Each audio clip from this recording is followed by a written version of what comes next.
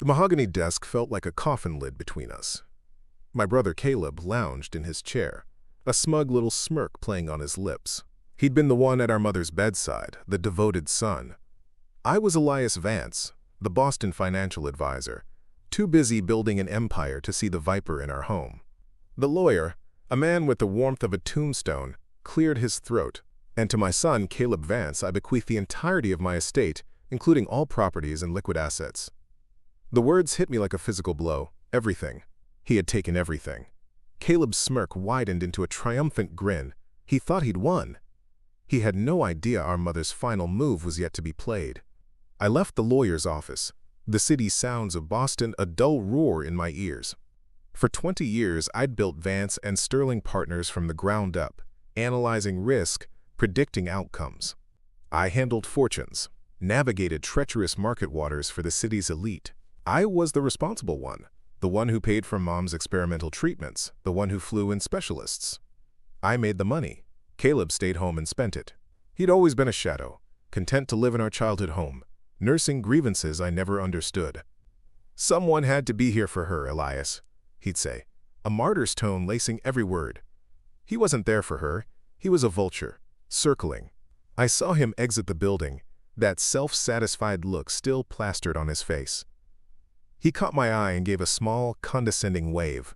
My grief was a cold, hard knot in my chest, but beneath it, something else was taking shape. A plan. Caleb saw me as the distant, distracted son. He mistook my quiet for weakness. He thought he'd outsmarted a titan of finance.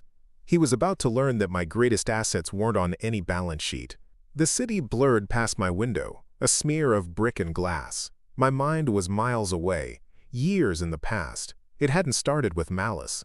It started with my mother, Lillian, a woman with a laugh that could fill a house, misplacing her keys. Then it was a forgotten appointment. Small things. Caleb was there, of course. He was always there. He'd never left our childhood home, a fact he wore like a badge of honor. When I built my first portfolio, he was landscaping the yard. When I made partner, he was regrouting the bathroom tiles. He framed his lack of ambition as family loyalty. "Someone has to keep the home fires burning, Eli," he'd say, and I, buried in spreadsheets and market projections, believed him. I wanted to believe him. When Mom's diagnosis came, a cruel, slow-moving neurological decay, I did what I always do. I threw resources at the problem. Top specialists, in-home nursing, experimental therapies. I managed it all from Boston, a general directing a war from a distant command center. Caleb was on the ground, my trusted lieutenant. Or so I thought. The phone calls became his weapon. "She had a rough night, Eli. She was asking for you." The subtext was always there. "You're not here, I am. I'm wiring another $50,000 for that new treatment, Caleb. Is she comfortable?" "Money doesn't hold her hand," he'd reply, his voice dripping with sanctimony. He was painting me as the cold, absentee son and himself as the saint. He controlled the flow of information, isolating her from me one guilt-laced phone call at a time. The last time I saw her lucid, her eyes, though clouded, held a familiar spark. I was leaving to fly back to Boston. Caleb was fussing in the kitchen, making a show of preparing her medication. She gripped my hand, her fingers surprisingly strong. "Don't believe the performance, Elias," she whispered, her voice a dry rasp. "The final act is always the most important." At the time, I thought she was talking about a film noir she'd been watching. She loved old movies. She'd always said the camera never lies. Now her words echoed in my mind, a coded warning I'd been too blind to decipher. Caleb hadn't just cared for her. He'd curated her reality, positioning himself as her savior while slowly poisoning her against me. He'd directed his masterpiece of deceit. But he'd forgotten one thing about our mother. She was always the one in charge of the final cut. Back in my Boston office, the sterile quiet was a welcome antidote to the chaos in my head. Grief is an unstructured emotion, a tidal wave. But spreadsheets? Bank statements? They have rules. They have patterns, and a lifetime of navigating financial treachery has taught me one thing. The numbers never lie. I'd set up a private account for Mom's care, a direct line from my fortune to her comfort. I gave Caleb the debit card. "For anything she needs, Cal, don't hesitate." He'd been so grateful, so humble. Now, I pulled up the statements. The screen glowed in the dim light, a digital autopsy of my brother's character. The first few months were clean. Pharmacy copays, specialty groceries, a new recliner. Then, the pattern shifted. A charge from a high-end audio store for a home entertainment system. A series of large cash withdrawals from an ATM near a casino an hour away. A down payment on a sports car, made 3 weeks before Mom died. He hadn't just been a vulture, he'd been feasting while she was still alive. He'd used my money, the money meant for her comfort, to build his new life on the foundations of her old one. His sanctimonious speeches about money not being able to hold her hand echoed in my ears, now sounding like the ravings of a con man. He wasn't holding her hand. He was picking her pocket. The rage was a clean, cold burn. This wasn't just about the inheritance. This was about the calculated desecration of her final days. Next, the will. My own legal counsel, a man I trusted with billion-dollar mergers, had the new document faxed over within an hour. It was amateurish. The signature, Mom's beautiful, flowing script, was shaky, almost childlike. It was dated 6 months ago. The signing attorney wasn't our family's trusted lawyer of 40 years. The name was unfamiliar, a bottom feeder with an office above a laundromat. A hired gun for a dirty job. My blood ran cold. I knew what I had to do. As her secondary healthcare proxy, I still had access to her records. I pulled up her file from the visiting nurse service, my fingers flying across the keyboard. I found the date stamped on the will. And there it was, in a nurse's neat, clinical script. Colbeau's patient experienced a significant cognitive decline following a minor stroke. Disoriented and highly suggestible, administered new sedative to manage agitation. He'd waited. The snake had waited for the precise moment her mind was at its weakest. Clouded by pain, medication, and confusion. He'd slid a pen into her hand, guided her trembling fingers, and had her sign away her legacy while she was probably struggling to remember her own name. He didn't just trick her. He violated her. He took the brilliant, sharp-witted woman we knew and used her hollowed-out shell as a tool for his greed. That was his fatal error. He saw me as the man of abstract numbers and distant markets. He never realized that my entire career was built on identifying and exploiting an opponent's weakness. He thought he was preying on a sick old woman and a distracted son. He didn't realize he was cornering an analyst. I now had the means, the motive, and the opportunity. The entire betrayal was laid out before me like a fraudulent prospectus, and all its liabilities were in his name. It was time to initiate a hostile takeover. I let the evidence sit on my desk, a neat stack of damning paper. The rage hadn't vanished. It had crystallized. It was no longer a hot, blinding fury, but a cold, clear engine. I picked up my phone, my hand perfectly steady, and dialed his number. He answered on the second ring, his voice thick with unearned leisure. "Elias," he said, drawing my name out. "To what do I owe the honor?" "Caleb," I replied, my tone level, measured. The voice I used to close deals, not to confront a thief. "I think we should meet. Discuss the estate transition, tie up the loose ends." A beat of silence, then a low chuckle. "Finally ready to be civil? I was wondering when you'd come around." "Sure, Eli, name the time and place." "I'm a man of leisure now, thanks to Mom's generosity." His arrogance was a tangible thing, a glaring market inefficiency I was about to correct. "My office, tomorrow, 10 a.m. It wasn't a request. He hesitated, likely wanting to gloat on his own turf, our mother's home, but my tone brooked no argument. "Fine," he conceded. "I'll be there. Don't worry, I won't ask you to grovel too much." I ended the call without another word and swiveled my chair to face the Boston skyline. He thought this was about civility. He thought I was coming to the table to negotiate for scraps from my own life's work. He saw the board, but he had no idea what game we were playing. He was a pawn who'd captured a queen and thought he'd won, not realizing my side of the board was filled with rooks. My mother's last words to me echoed again. Asterisk, the final act is always the most important. She loved her old films, but she was also pragmatic, a planner to her core. And then another memory surfaced, sharp and sudden. A few months before she died, during a video call, I'd noticed a new webcam perched on her monitor. "What's that for, Mom?" I'd asked. She'd given me a sly, knowing look, a flicker of the old Lillian. "Just keeping a journal, dear. A modern kind of diary. Some things need to be seen, not just read." A modern diary. The camera never lies. My heart began to pound, a steady, powerful rhythm. He'd curated her reality, but he'd forgotten about the silent observer in the room. He'd directed his sordid little masterpiece, but he hadn't realized her camera was rolling the entire time. I didn't know what I would find, but I knew my mother had left me one last piece of evidence. The final cut was hers, and I was about to arrange the premiere. The memory of the webcam was a lifeline in a storm. Point Soames, a modern kind of diary. But it was in her house, Caleb's house now. Walking in there to retrieve it was impossible. It would be like a burglar politely asking for the front door key. Then it hit me. I wasn't a burglar. I was a strategist. 3 years ago, after the third panicked call about a lost email, I'd installed a remote access client on her desktop. "Just in case you need me, Mom. I can fix anything from here." I had become her remote IT department, another duty I performed from a distance. Caleb, who saw a computer as a device for playing solitaire and checking sports scores, would never have noticed. My fingers flew across my keyboard. The connection request pinged out into the ether, a digital prayer sent from my glass tower in Boston to the quiet suburban street where I grew up.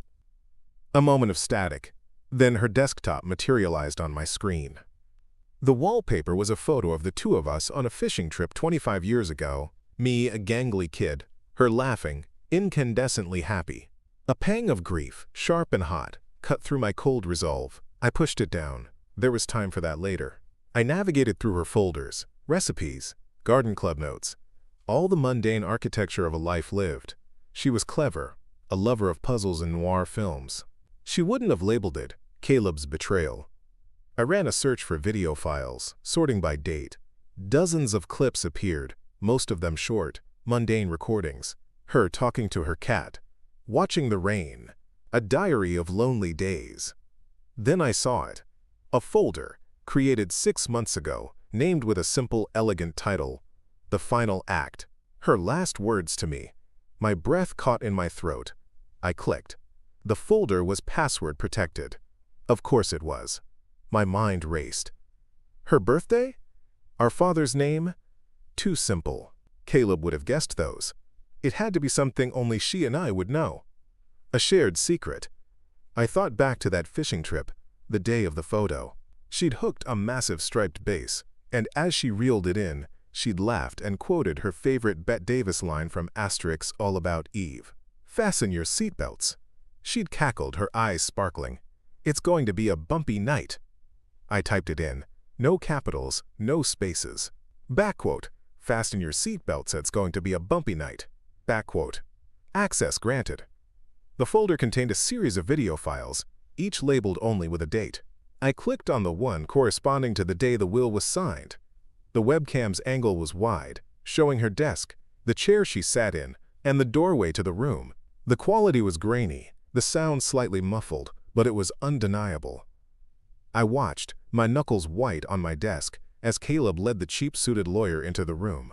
I saw my mother, slumped in her chair, a blanket pooled around her waist. She looked lost, her eyes vacant. "Just sign here, Mom." Caleb's voice, slick with false tenderness. "It's just some papers for the nurses," helps Elias with the billing. He put the pen in her hand, physically guiding her fingers across the page. Her signature, the one I saw on the will, wasn't just shaky. It was a forgery painted over her own hand.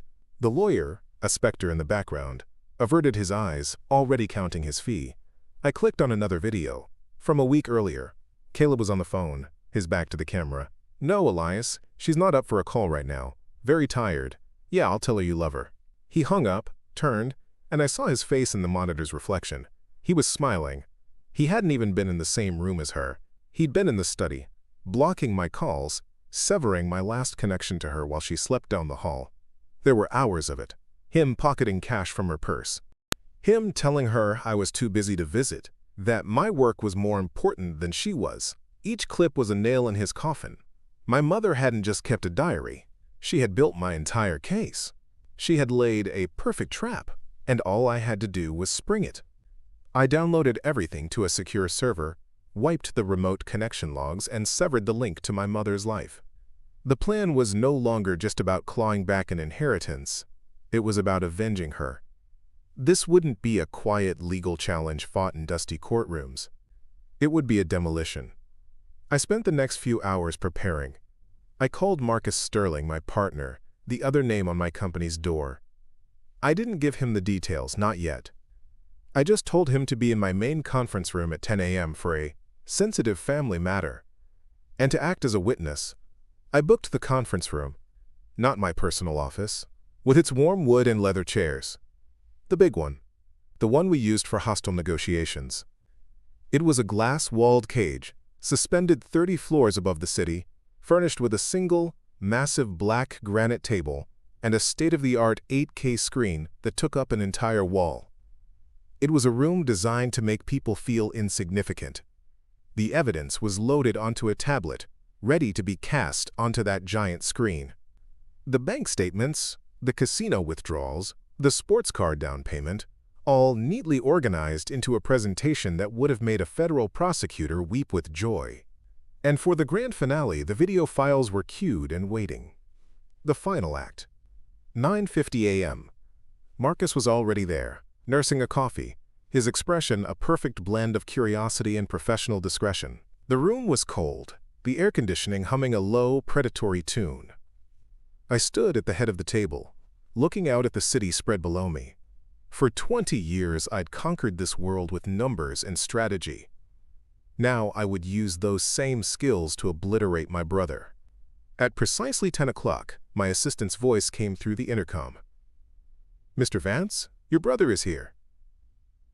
I took a slow, steadying breath. The grief was still there, a hard stone in my gut. But the rage had been honed to a razor's edge. "Send him in." The glass door slid open. Caleb sauntered in, a vision of cheap cologne and unearned confidence. He looked around the cavernous room, his smug expression faltering for a bit, his cheap suit suddenly looking 2 sizes too big for his ambition.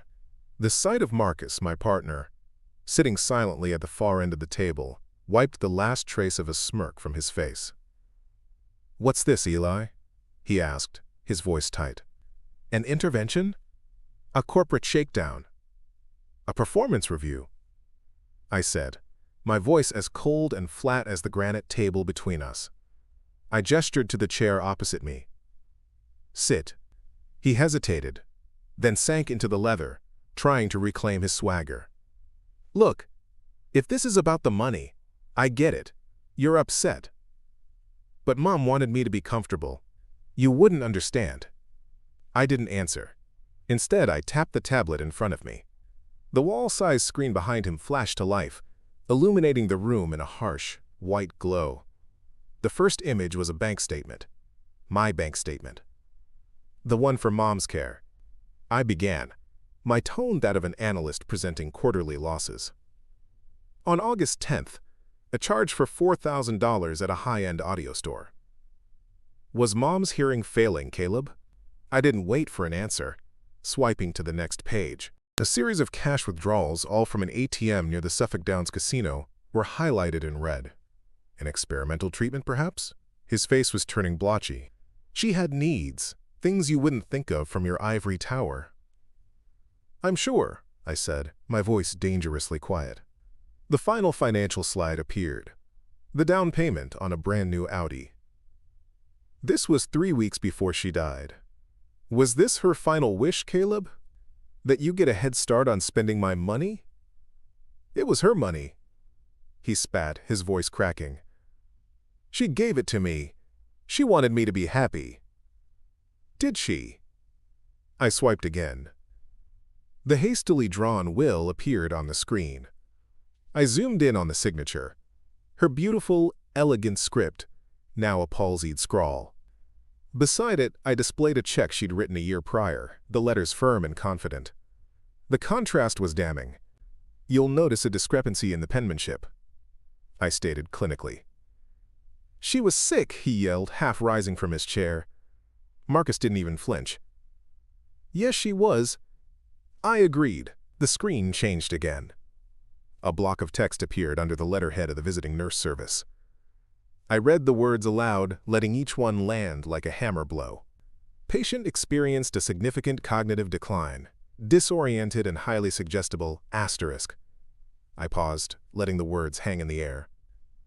This entry was from the same day she supposedly signed her entire fortune over to you. The same day your hand-picked lawyer paid a house call. The blood drained from Caleb's face. He looked from me to Marcus, then to the screen, a cornered animal searching for an escape that wasn't there.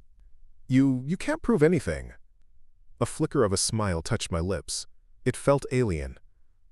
You're right. Paperwork is just a story. And you told a very convincing one. But you forgot something my mother always said. She loved her old movies. I leaned forward, my eyes locking onto his. The final act is always the most important. I tapped the screen one last time. The video began. No sound at first. Just the grainy webcam image of Mom's room. She was slumped in her chair, a ghost in her own home. Then Caleb entered the frame, followed by the cheap-suited lawyer. I hit the audio button. Caleb's voice, oozing false concern, filled the silent boardroom. Asterisk. Just sign here, Mom.